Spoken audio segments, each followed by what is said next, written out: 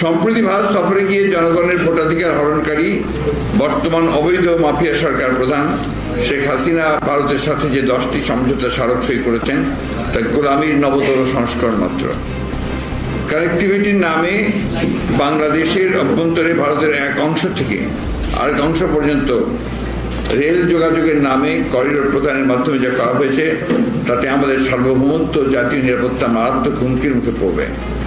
আমাদের নিশ্চয়ই 1972 সালে ভারতের সাথে স্বাক্ষরিত 25 বছরের গোলামী চুক্তির কথা স্মরণ আছে।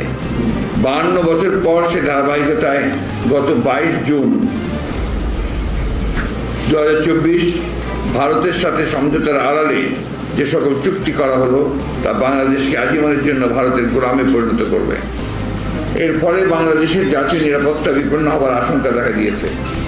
এসব চুক্তি স্মারকের মাধ্যমে আমাদের দেশের প্রতিরক্ষা ও জাতীয় নিরাপত্তার বিষয়টিকে ভারতের জাতীয় প্রতিরক্ষা ও নিরাপত্তার অংশে পরিণত করা হয়েছে, যা খুবই বিপজ্জনক ও দেশের স্বাধীনতার প্রতি হুমকি। এটি শান্তিপূর্ণ সহাবস্থান ও জোট নিরপেক্ষ নীতির পরিপন্থী। বস্তুত এই সকল সমঝোতা চুক্তির মাধ্যমে শেখ হাসিনা বাংলাদেশকে আঞ্চলিক ভূ রাজনীতিতে নিরাপত্তা কৌশলগত বাফার স্টেট হিসেবে ভারতকে ব্যবহারের সুযোগ করে দিতে চায়। এর ফলে বাংলাদেশ নিশ্চিতভাবে আঞ্চলিক ভূ রাজনৈতিক প্রতিদ্বন্দ্বিতা জটিলতার মধ্যে জড়িয়ে পড়বে। যে 7টি সমঝোতা স্মারক নতুন করে সই করা হয়েছে সেগুলোর প্রায় সবগুলি বাংলাদেশের উত্তরাঞ্চল কেন্দ্রিক। প্রয়োজনের সময় বাংলাদেশ ভূখণ্ডকে ভারতের সামরিক ও বেসামরিক পণ্য পরিবহনের জন্য কৌশলগতভাবে অত্যন্ত গুরুত্বপূর্ণ চিকেন নেককে বাইপাস করে ব্যবহার করার সুদূর প্রসারী মহাপরিকল্পনা থেকেই এসব সমঝোতা চুক্তি করা হয়েছে বলে আমরা মনে করি। বাংলাদেশের স্বাধীনতা সার্বভৌমত্বকে জলাঞ্জলি দিয়ে শেখ হাসিনা বাংলাদেশকে দীর্ঘমেয়াদে ভারতের গোলামী চুক্তির গভীর ফাঁদে ফেলার সেই ঘৃণ্য ষড়যন্ত্রে লিপ্ত হয়েছে। জাতীয় স্বার্থ বিরোধী এহেন চুক্তি জনগণ কখনই মেনে নেবে না। আসসালামু আলাইকুম প্রিয় দর্শক, ফাইনালি চলে আসলাম আপডেট ও গুরুত্বপূর্ণ কিছু নিউজ নিয়ে আপনাদের মাঝে। প্রিয় দর্শক, অবশ্যই ভিডিওটি শেষ অবধি দেখবেন। দর্শক, আপনাদের কাছে ছোট্ট একটি অনুরোধ, দেশ এবং দেশের বাইরে হলে কমেন্ট বক্সে লিখে জানিয়ে দেবেন, আর চ্যানেলে নতুন হলে সাবস্ক্রাইব করে পাশে থাকা বেল বাটনটি অবশ্যই অল করে দেবেন, কারণ পরবর্তী আপডেট নিউজ সবার আগে পাওয়ার জন্য প্রিয় দর্শক আর অবশ্যই একটি লাইক।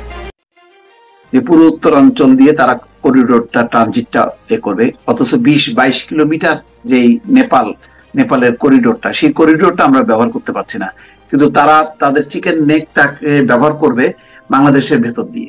তিস্তা একটা আন্তর্জাতিক নদী, আপনি একটা নদীর পানিকে অন্যদিকে প্রবাহিত করতে পারেন না। অপরাধ তো আপনি করতেই আছেন, সেটাকে আমি কোনো সমাধান করতে পারছি না পেরে আমি আমার অংশে আমি একটা রিজার্ভের মতো পানি জমায় রাখবো, সেইটুকু আপনি করতে দিবেন না। আসসালামু আলাইকুম দর্শক, স্বাগত জানাচ্ছি কথার পিঠে কথা অনুষ্ঠানে। আমি মোস্তফা ফিরোজ এবং আমার অপর প্রান্তে আছেন মাসুদ কামাল, সিনিয়র সাংবাদিক। মাসুদ কামাল, আজকে দুইটা রাজনৈতিক বক্তব্য আসছে। যেমন মির্জা ফখরুল ইসলাম আলমগীর আজকে সংবাদ সম্মেলন করে বলছেন যে শুধুই ভারতের সুবিধা, বাংলাদেশের কোঠায় শূন্য। আর ওবায়দুল কাদের একটা বেশ শক্ত বিবৃতি দিয়েছেন, বলছেন যে সাজাপ্রাপ্ত খালেদা জিয়ার মুক্তির দাবি বেআইনি, অযৌক্তিক। তো আপনি যদি প্রথম এটা রিয়াকশন হিসেবে বলেন যে এই প্রধানমন্ত্রীর সফর, তার প্রেক্ষিতে বিরোধী দলের প্রতিক্রিয়া কি বলবেন? দেখেন, প্রধানমন্ত্রী আমাদের দেশে এখন যে রাজনীতিটা প্রচলিত না, এই রাজনীতিতে অন্যের কোনো ভালো কেউ খুঁজে পায় না। অন্যের ভালো না পাইতে পাইতে এখন যখন তারা মন্দটাকেও মন্দ বলে, তখনও কিন্তু ওইটা নিয়ে সন্দেহ আছে। এটা হলো গিয়ে মূল বক্তব্যটা কি। কেন আমি বলি আপনাকে, ভারতে সফরে প্রাইম মিনিস্টার গিয়েছেন। ভারত হলো একটা বড় দেশ এবং তাদের কাছে আমাদের চাহিদা ছিল বেসিক্যালি দুইটা জিনিস। একটা জিনিস হলো পানিটা আমরা তাদের কাছে চাই, এবং পানির ব্যাপারে আমি মনে করি আমাদের সরকার একদম মোটামুটি শূন্য হাতেই ফিরে আসছে, কিচ্ছু নিয়ে আসতে পারে নাই। পানির ব্যাপারে তারা কিচ্ছু আনতে পারে নাই। এবং এটা কেন পারে নাই, মমতা বন্দ্যোপাধ্যায়ের কি ভূমিকা, নরেন্দ্র মোদীর কি ভূমিকা, আমাদের শেখ হাসিনার কি ভূমিকা, এত আলোচনায় আমি যাব না। আমার মূল বক্তব্য হলো আমার সরকার পারে নাই ভাই, বেসিক কথা। এবং এই না পারার বিপরীতে কি তারা করবে তারা কি করবে এটাও তারা কিন্তু স্থির করতে পারতেছে না। যেমন আমি একটা এক্সাম্পল দিয়ে বলি, তারা বলতেছে এখন এতদিন চীন যে প্রস্তাবটা দিয়েছিল যে এটা পানি, তিস্তা নদীর পানি ব্যবস্থাপনা তারা একটা ব্যবস্থা করবে, আমাদের পার্টে যে নদীটা আছে সেই নদীর ড্রেজিং করবে, ওটাকে পার্ট ঠিকঠাক করবে যাতে নাকি পানিটা উপচে না পড়ে, পানিটা কাজে লাগে আমাদের, আবার সেখানে আলাদা রিজার্ভার করবে যেখানে পানি এটা সংরক্ষণ করবে, এগুলি করবে। কে করবে? চীন করে দিবে। $1 বিলিয়ন একটা প্রজেক্ট ছিল। এখন আমাদের এটা কি করার প্রয়োজন হতো যদি ভারত আমাদেরকে ঠিকঠাক মতো পানি দিত? প্রয়োজন হতো? হতো না। আমরা $1 বিলিয়ন কি এমনি এমনি খরচ করে আমাদেরকে টাকা কামড়ায় না তো, এটা আমরা খরচ করতেছি কেন? যে ভারত আমাদের পানি নিয়ে আমাদের সঙ্গে যে আচরণটা করছে, এই আচরণটা জঘন্য আচরণ। কারণ তিস্তা একটা আন্তর্জাতিক নদী, এই নদী উপরে আছে, আপনি একটা নদীর পানিকে অন্যদিকে প্রবাহিত করতে পারেন না।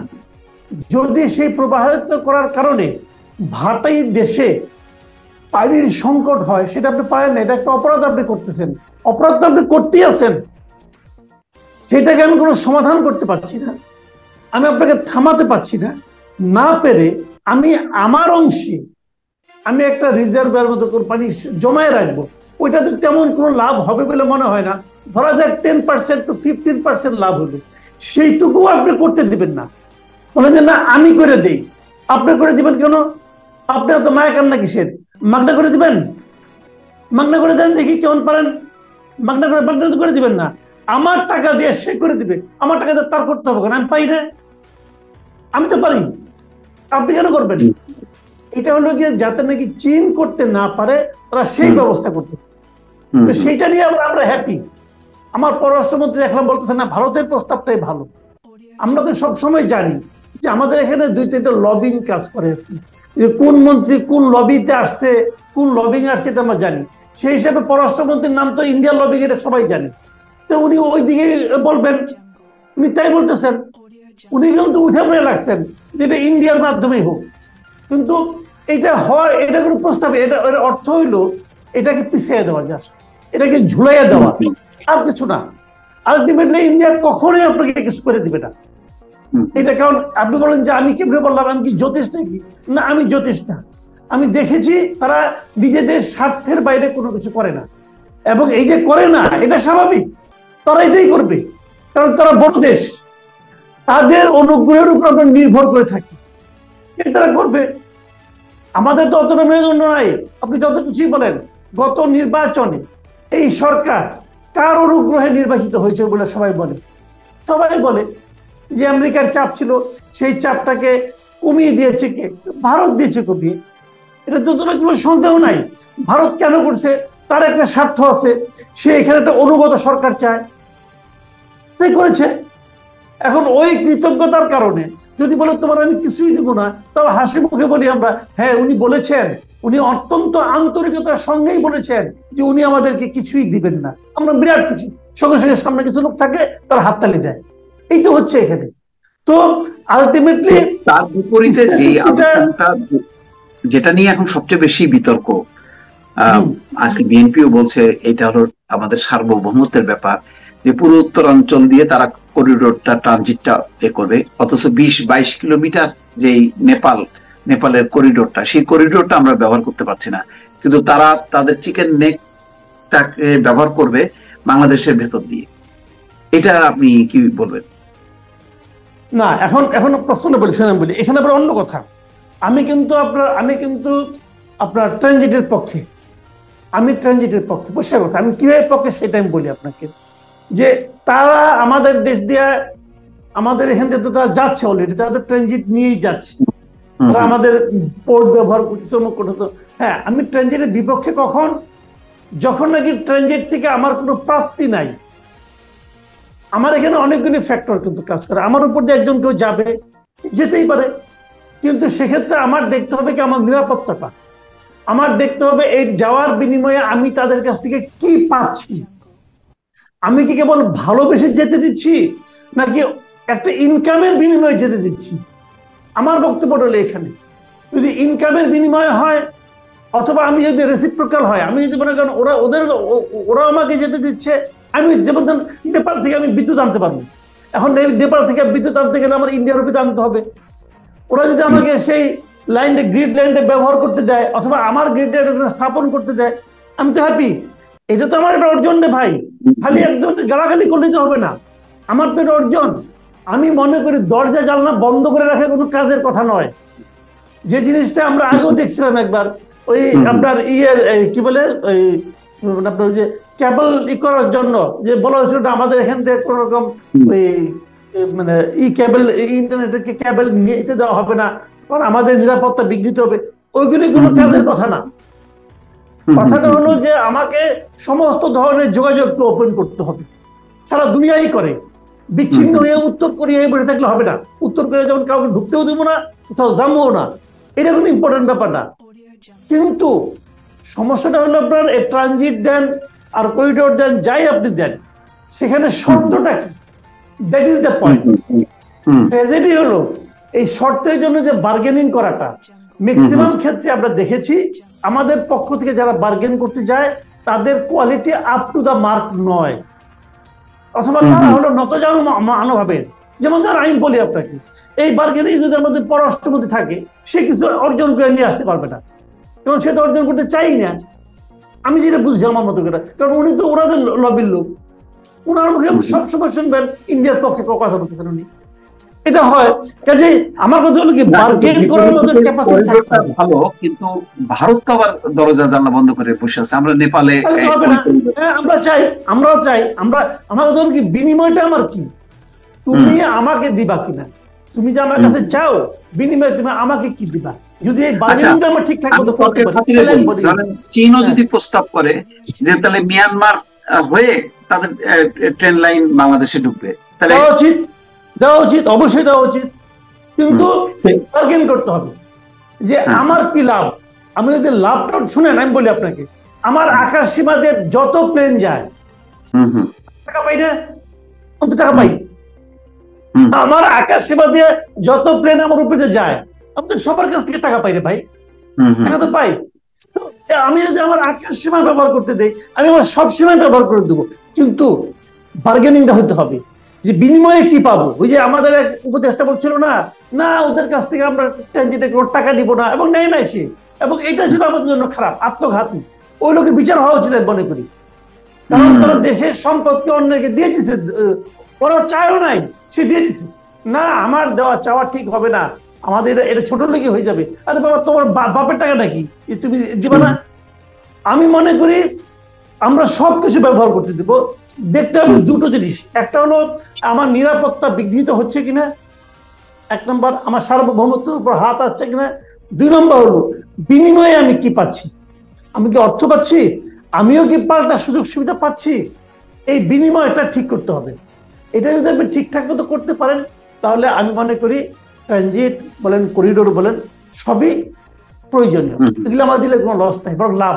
আচ্ছা, আমরা আরেকটা প্রসঙ্গ আসি, সেটা হলো যে এই যে মতিউরের শাস্তি, তারপরে এনভারের ফয়সালের বগুড়ায় বদলি, সব মিলে যে আলোচনাটা আসলে বেনজিরকে ঘিরে, তারপরে আসিফ মিয়া এবং এখন এসে দেখলো ফয়সাল পর্যন্ত, আপনার কাছে কি মনে হয় যে সমস্ত ব্যবস্থাগুলো বা পদক্ষেপগুলো নিচ্ছে সেটা কি যথেষ্ট? দেখেন, পদক্ষেপ ব্যবস্থা যাই বলেন আপনি, এটাকে কিন্তু আপনার আলটিমেটলি আপনার আইনের মধ্যে থেকে নিতে হবে। মানুষকে পাবলিককে জিজ্ঞাসা করেন, পাবলিক বলবো কি এদের ফায়ারিং করে দাও, বলবে, কারণ পাবলিকের তরফে এত খেপা। এখন পাবলিক যে খেপা, এইভাবে তো আপনি কাজ করতে পারবেন না। আবার বিপরীত দিকে সরকারেরও মানতে হবে, সরকারেরও বুঝতে হবে যে পাবলিক যে খেপা, এটা তো এমনি এমনি না। পাবলিকের যে সেন্টিমেন্ট, এটাকেও সরকারকেও ধারণ করতে হবে। এখন সরকার সেটা ধারণ করতে পারতেছে, আমি তা মনে করি না। মতিউর রহমানকে আপনি যেখানে আরেকটা ডিপার্টমেন্ট এনে দিচ্ছেন, ওই ফয়সালকে আপনি আরেক জায়গায় বদলি করছেন, না, এটা বদলি ঠিক হয় না। এদের আপাতত এদেরকে ওএসডি করা উচিত ছিল। প্রথমত ওএসডি করেন, করে তারপরে বিচার শেষ হওয়ার পর একটা ব্যবস্থা নেবেন আপনি, কিন্তু আপনি তা করেন নাই। এতে কি হয়েছে? এটার ক্ষতি হবে। ক্ষতি হবে কি জানেন আমি বলি, এদেরকে যে পদে দেওয়া হয়েছে এরা কিন্তু সেই পদে জয়েন করতে পারবে না। পারবে না হলো পাবলিক সেন্টিমেন্টের কারণে পাবে না। ফয়সালকে যে বগুড়ায় জয়েন করতে পারবে, ও যাক না বগুড়ায়, পাবলিক ওরা আস্থা রাখবো নাকি? পারবে?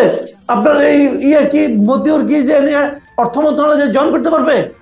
পারবে না। এদের উপর পাবলিক সেন্টিমেন্ট যেমন আর পারবে না, আলটিমেটলি কি হবে, পদটা অকুপাই করে রাখবে এবং তারা এখানে থেকে দেখবেন দুর্নীতি করবে। এবং এটা আমি মনে করি খুবই খারাপ হয়েছে, এটা উচিত হয়নি জিনিসটা। এবং এদেরকে প্রথমে উচিত ছিল চাকরি থেকে আগে যেমন ওদের অ্যাকাউন্ট ফ্রিজ করছে, তাদের সম্পত্তি ক্রোক করছে, ওরকম তাদের চাকরিটাকে ফ্রিজ করে রাখা উচিত ছিল। চাকরিটা ফ্রিজ করে তারপর অন্য আলাপ। মানে এটা কি মনে হয় যে সরকার একটু মানে কিছু আগাচ্ছে, কিছু পেছাচ্ছে? আবার ধরেন ওই সংসদেও তো এটা সরকারি দলের মধ্যে এক পক্ষ বলতেছে ঠিক, আরেক পক্ষ বলতেছে এটা ষড়যন্ত্র। এইসব যারা বলতেছে, শুনেন, ষড়যন্ত্র যদি কেউ বলে থাকে, যারা বলছে তাদের দিকে বলে আমি মনে করি সতর্ক দৃষ্টি রাখা উচিত। তারা মাল পানি পাইছে কিছু, আমার ধারণা। বেনজিরের যে ঘটনাটা, এটাকে যদি কেউ ষড়যন্ত্র বলে, যে বলবে তার দিকে তাকানো উচিত, তার দিকে তাকানো উচিত যে ভিতরে কোনো কিন্তু কেউ আছে। এটা হলো আমার বক্তব্য। এখানে ষড়যন্ত্র কিছু নাই। বিষয়টা হলো, আপনি একটা কথা বলতে পারেন যে এগুলোতে এখনো প্রমাণিত হয় নাই। হ্যাঁ, প্রমাণিত হয় নাই, প্রমাণিত হয় নাই, কিন্তু প্রমাণের প্রক্রিয়া তো চলছে। প্রমাণিত না হওয়ার পরে আদালত যে তাদের প্রপার্টি গুলি ক্রোক করলো, ব্যাংক অ্যাকাউন্ট ফ্রিজ করলো, আদালত বুঝতো না, আদালত বুঝে নাই প্রমাণিত হয়েছে কিনা হয়েছে। গুলশানের 4টা ফ্ল্যাটে ঢোকার জন্য ম্যাজিস্ট্রেট নিয়োগ করছে। আপনি এটা গুলশানের মতন দামি জায়গায় একজন কর্মকর্তা, 4টা ফ্ল্যাট। বাংলাদেশে তো এখনো অনেক আইজিপি বেঁচে আছে। কয়জন আইজিপি? আরো কই ওই লোক, কই ওই লোক যদি এত সৎ হয় কইছে, রাইট, সে তো এসে কোনো ব্যাখ্যাও দিচ্ছে না। কি অবস্থা, তার আইনজীবীরা কোথায় কোথায় গেল? তারা তো তাদের পক্ষে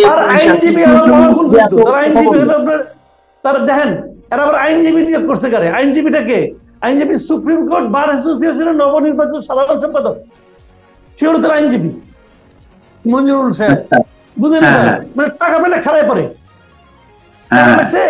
বড় টঙ্কে টাকা পাইছে, সে যে আইনজীবী নাই, এটার ব্যাপারে কোনো বক্তব্য নেই। মানে এর কোনো নৈতিকতা নাই। বেনজির সাহেব যে আচরণ করতেছে এটা তো পলাতক ব্যক্তিদের মতন। কারণ এই যে সরকার সম্পত্তি, সে তো নিজে সেটা ফাইট করার কথা নাকি? ফাইট করার কথা না। তার পক্ষে যে পুলিশ অ্যাসোসিয়েশন, তার মানে বেনজির সাহেবের অবস্থানটা কোথায়? অথচ তার পক্ষে কিন্তু দাঁড়ায় গেল পুলিশ অ্যাসোসিয়েশন। পুলিশ অ্যাসোসিয়েশন তো আমার ধারণা দাঁড়াইছে চাপে পড়া। দীর্ঘদিন, শুনেন, দীর্ঘদিন তো তার অধীনে চাকরি করছে। বেনজির সাহেব যদি এখন মনে করেন পুলিশ অ্যাসোসিয়েশনের যে সাধারণ সম্পাদক, এই যে নারায়ণগঞ্জের এসপি, তাকে যদি একটা ফোন দেয়, যদি একটা ফোন দেয়, ওই এসপি তো বসে থাকবো না, খাড়াই থাকবো, খাড়াই পরে সার্চ করতে হবে। তার কল্পনা বলেন আপনি? কারণ একটা চক্ষুরজ্যোত আছে, আমি বলছি না যে তাকে মানে অপমান করা উচিত, তা বলছি না, কিন্তু একটা চক্ষুরজ্যোত আছে। এতদিন তার বস ছিল, এতদিন তার উপর অফিসার ছিল, সে তো চাইলেই তো তাকে মানে বলতে পারবে না। আর বেনজির সাহেব যেভাবে রিটায়ারমেন্টের পরেও যেভাবে প্রোটোকল নিয়ে চলাফেরা করছে, এটা তো আর এক আইজিপির মতনই। সেই তো মানে সে তো আসলে সে তো মানে একটা ভয়ঙ্কর লোক ছিল। আমার তো মনে হয় যে তামিল ছবিতে মাঝে মাঝে দেখি না কিছু মাফিয়া, সে মাফিয়া ডনের মতো তো আচরণ করছে। মাফিয়া ডন ছিল। এই লোকটাকে এই পর্যায়ে কারা আসতে দিল, উঠতে দিল? ডন তো একদিনে হয় নাই, কারা এটাকে এই পর্যন্ত নিয়ে আসতে দিল, এটাও কোনো দেখা উচিত। এবং যারা দিয়েছে তাদের কতটা মেরুদণ্ডহীনতা, এটা বুঝতে হবে। ব্যারিস্টার সুমন বললো না যে সংসদে যে আর কিছুদিন গেলে মনে পুরো গোপালগঞ্জ কিনে ফেলতো। আচ্ছা, ব্যারিস্টার সুমনের ব্যাপারে এই হুমকি, এটার কি দেখলেন তো খবরে? কিন্তু চুনারুঘাটের ওসি বলছে যে আপনার হুমকি আছে 3 দিন ধরে, মানে আপনার কে নাই করার জন্য আর কি তারা মাঠে তৎপর, আপনি বাসা থেকে বের হবেন না। থানায় জিডি করছে। আর ব্যারিস্টার সুমন বলতেছে রাষ্ট্রযন্ত্র কি তাকে মানে বেঁচে থাকতে দিতে চায় কিনা, এটা হলো প্রশ্ন। আপনার কাছে কি মনে, এটার কোনো মাজেজা আছে? শুনেন, এটা হতে পারে, এটা হতে পারে কেন? আমি এই দুইটা কারণে বলি। এটা এমনি হয়তো অতটা সিরিয়াস কোনো বিষয় নাও হতে পারে। আবার যেহেতু থানার থেকে বলা হয়েছে, নিশ্চয়ই কোনো রকম ইনফরমেশন তাদের কাছেও আছে। আমি এই ব্যাপারটা ডিটেল জানি না, তবে আমি এই জায়গাটাতে মনে করি ব্যারিস্টার সুমন যে ধরনের কাজকর্ম করছেন, এটা কিন্তু বাংলাদেশের যে ট্র্যাডিশনাল যারা এমপি আছেন, উনি কিন্তু তাদের মতো বিহেভ করছেন না। উনি অনেক কিছু করছেন যা নাকি এলাকাবাসীর জন্য মানে এলাকার সাধারণ মানুষের জন্য মানে পজিটিভ আমি মনে করি। এবং এই প্রত্যেকটা এলাকায় কিন্তু একটা শ্রেণী সবসময় গড়ে ওঠে যারা নাকি সুবিধাবাদী শ্রেণী। এটা বলেন আপনার রাজনৈতিক দল অথবা তার সহযোগী সংগঠন অথবা ভ্রাতৃপ্রতিম সংগঠন যেগুলো আছে, তাদের নেতারা নানা ধরনের সুযোগ সুবিধা তারা কিন্তু এলাকার এমপির কাছ থেকে নেয়। এবং আমি যতটুকু বুঝি সেই সুযোগ সুবিধা তারা ব্যারিস্টার সুমনের কাছ থেকে এখন পর্যন্ত নিতে পারেনি আমার ধারণা। এখন তাদেরই কেউ যারা নাকি অভ্যস্ত হয়ে গেছে, তাদেরই কেউ সুযোগ সুবিধা না পেয়ে হয়তো ওনার মধ্যে একটা ভীতি সৃষ্টি করার জন্য এই ধরনের ঘটনা ঘটাতে পারে। এটা একদম যে অমূলক আমি তা মনে করি না, ঘটাতে পারে। কিন্তু আমি আবার এটাও মনে করি যে আইন শৃঙ্খলা রক্ষাকারী বাহিনী সচেতন হন, তারা যদি সিরিয়াস হন, এই ধরনের হুমকি ওনারা ম্যানেজও করতে পারবেন, হুমকি তাদের ধরতে পারবেন। এটা বাংলাদেশে খুব একটা কঠিন ব্যাপার না। আজকাল কিন্তু খুবই সহজ হয়ে গেছে যে আপনার এই মানে আপনার এই তথ্য প্রযুক্তির সাহায্য নিয়ে এগুলি ধরা যায়। যদি দু একজনকে ধরে ফেলেন না, দেখবেন সব টাইট হয়ে গেছে। এটা আমি মনে করি না যে খুব একটা কঠিন ব্যাপার হবে।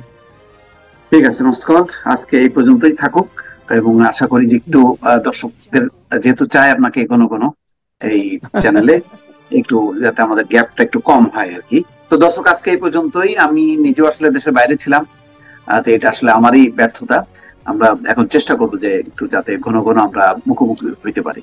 তো ভালো থাকবেন, আজকে এই পর্যন্তই। আল্লাহ হাফেজ।